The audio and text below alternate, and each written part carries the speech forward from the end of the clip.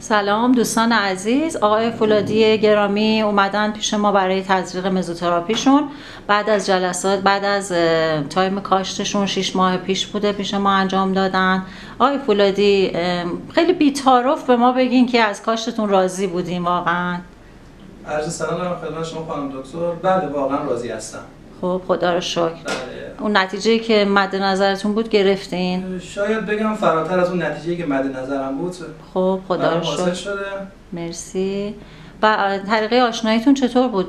از طریق یکی از دوستان اومده بود اینجا انجام داده بود، این کلینیک MBC رو معرفی کرد، اومدیم خدمتتون مشاوره و بعد از اون کارهای کاشت توسط اون تیم مجربتون انجام شد.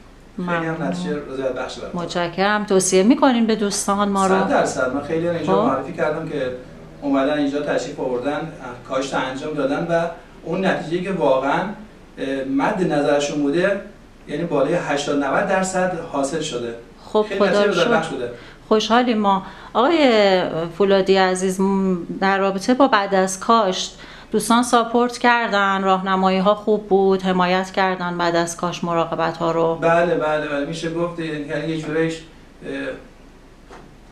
حمایت 24 ساعته انجام میشد. یعنی ما هر موقع شبانه روز تماس گرفتیم، مشاور خیلی قشنگ جواب دادن، جواب تلفن ما رو دادن، راهنمایی خوبا که میفرستادن، ما طبق اون دستورالعملی که ما میگفتن انجام میدادیم. پیش میرفتیم که به این نتیجه رسیدیم. خب خدا رو شکر. ممنونیم از رضایت شما.